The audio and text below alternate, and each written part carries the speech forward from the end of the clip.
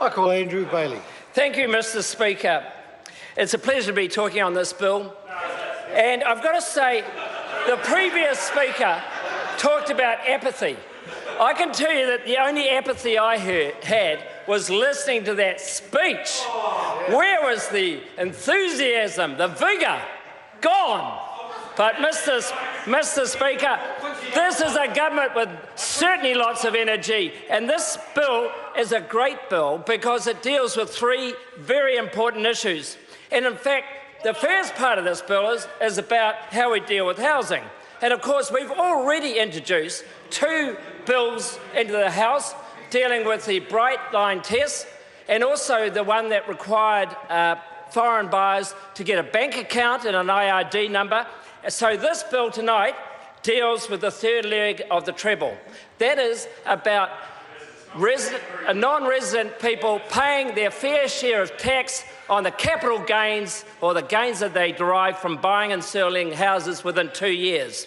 And this is money that should be paid to the government, and this is a way of going about and doing that in a legitimate fashion. And so what this bill does is that it requires offshore persons to pay tax if they buy and sell a house within 2 years. Now, the definition of offshore person, there's 4 categories. First of all, for all non-New Zealand residents, for non-permanent residents. Thirdly, New Zealanders living overseas who've lived there for more than 3 years. And fourthly, New Zealanders who have got a resident class visa but haven't visited New Zealand in the past 12 months.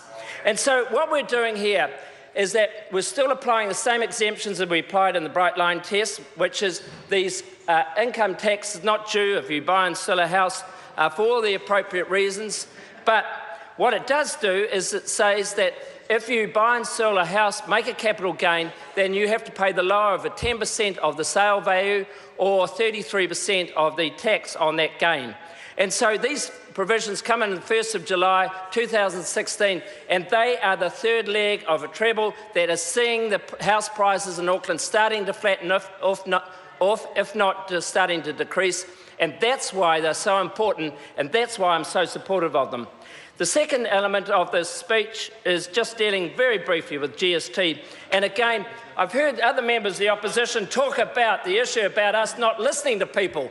Well, that's not correct. In fact, this part of the bill addresses specifically that issue about making sure that our retailers are not disadvantaged from a competitive position where people can buy goods offshore for more than $400 and not pay GST on it. And this is a very good provision around that. And Mr. Speaker, I commend the bill to the House.